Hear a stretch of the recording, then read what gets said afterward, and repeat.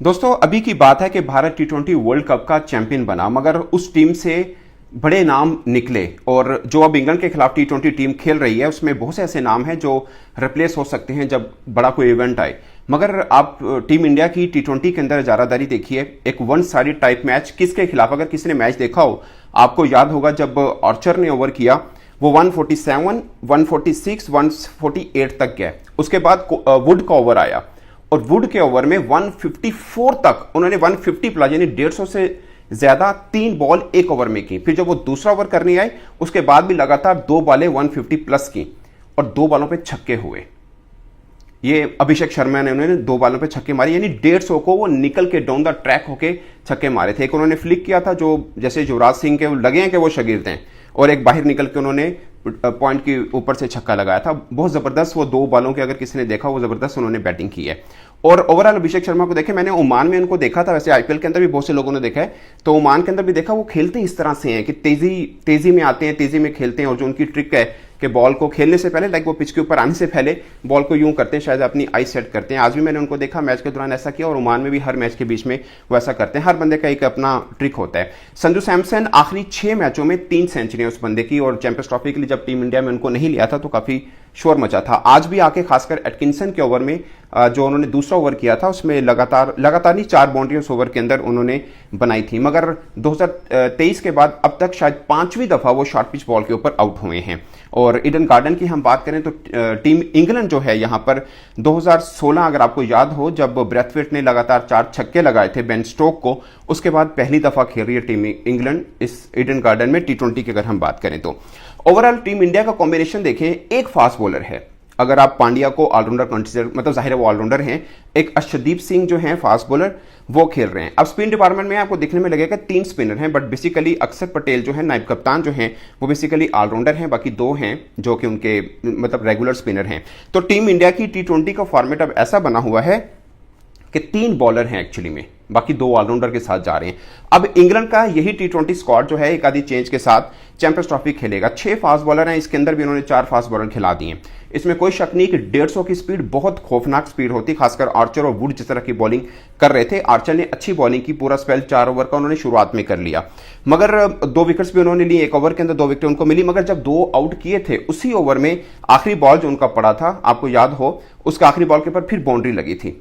जो बैट्समैन आए उन्होंने निकल के लगाया। पॉइंट इसके टीम इंडिया की सीधी एक टी20 के अंदर स्ट्रेटजी है कि आओ लगाओ और मैच को खत्म करो जल्दी में, मतलब जल्दबाजी के अंदर। अदरवाइज 150 का पेस बहुत पेस होता है, 2 बॉलर लगे हों खासकर, वो भी इकट्ठे लगे हों तो ड्रा देने के लिए काफी होते हैं। मगर अब ये टीम इंडिया वो टीम इंडिया बनी हुई है जिसके लिए पेस कोई माने नहीं रखता। आप कह सकते हैं कि आईपीएल पर्सपेक्टिव भी इसके अंदर एड ऑन होता है कि आईपीएल में उन्होंने इन बॉलर्स को खेला हुआ है तो उनको ऐसा इतना प्रॉब्लम है नहीं है, और जहां पे भी उन्होंने उन्हीं बॉल को खेला, बट फिर भी 150 अब लगातार भी खेलेंगे तो आपको इतना रहेगा नहीं। बट अगेन मुझे लगता है कि अर्शदीप के ऊपर बात जरूर होनी चाहिए, जो कि टीम इंडिया के सबसे ज्यादा टी20 में विकेट्स लेने वाले बॉलर बन चुके हैं। 97 उनकी विकेट्स हैं और टी20 में सबसे ज्यादा उनकी विकेट है। चाहल के रिकॉर्ड उन्होंने तोड़ा, वो अपने पास रखा क्योंकि लगातार वो खेल रहे हैं। बुमराह लगातार क्रिकेट खेलते नहीं है, वो टी20 वर्ल्ड कप खेले उसके बाद नहीं खेले हैं।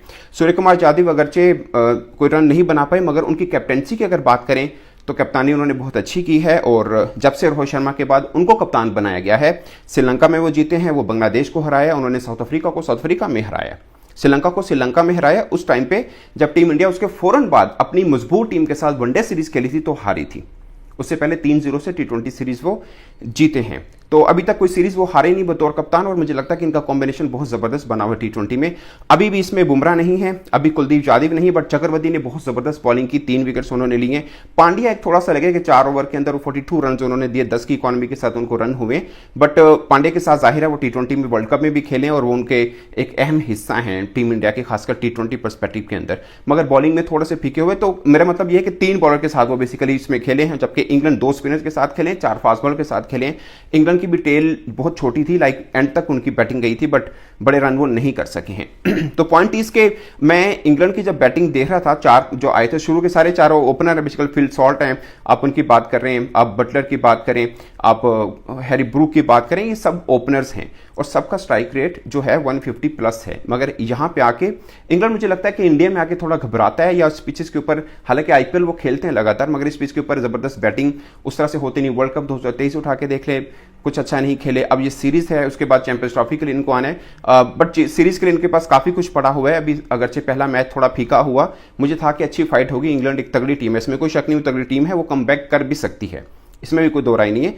बट ओवरऑल इस T20 में वन साइडेड एक आपको इनकाउंटर नजर आया कि बॉलिंग जब कर रही है इंडिया तो हैवी रही है, जब बैटिंग कर रही है तो अच्छी तरह से हैवी रही है। अगरचे आर्चर का स्पेल आप निकाल दें, बाकी कहीं से भी आपको नजर नहीं आया। अगरचे वुड का पहला ओवर थोड़ा बेहतर था, मगर दूसरे ओवर में आकर जो अभिषेक शर्मा ने उन पर चार्ज किया वो बड़ी खास बात थी। और मुझे लगता है कि चक्रवर्ती को, ये मैंने 2021 में देखा था जब वर्ल्ड कप के अंदर वो आए थे, मगर वो वर्ल्ड कप इंडिया का बहुत फीका गया था, चक्रवर्ती का भी कुछ खास अच्छा नहीं गया था। हालांकि उस सीजन के अंदर आईपीएल में उन्होंने बड़ी जबरदस्त बॉलिंग की है। बट मैं उनके एक ओवर का जिक्र करूंगा जिसके अंदर उन्होंने हैरी ब्रूक आउट किया और लिविंगस्टन को आउट किया। अगर आपने वो ओवर देखा हो तो वो ओवर डिफाइन करता है कि इंग्लैंड और इंडिया के बीच में बेसिकली इस T20 मैच में फर्क क्या था। लिविंगस्टन उनकी गुगली को नहीं रीड कर पाए थे, मतलब इस लेवल के ऊपर हम एक्सपेक्ट नहीं करते हैं कि नहीं रीड कर पाएंगे, हालांकि वो खुद भी लेग स्पिन करते हैं, मगर उनकी गुगली को रीड नहीं कर पाए। दूसरी बॉल के ऊपर क्लीन बोल्ड हो गया। वो एक अपनी स्ट्रेटजी के साथ आए थे कि चक्रवर्ती की जो मिस्ट्री स्पिनर है उसको इस तरह से खेलने। तो मुझे लगता है कि वो अगर किसी को दिखाना हो ये पहला T20 मैच कैसा गुजरा, तो आप वो वाला ओवर देख लें, आपको सब क्लियर हो जाएगा कि दोनों टीम के बीच में डिफरेंस कैसे था।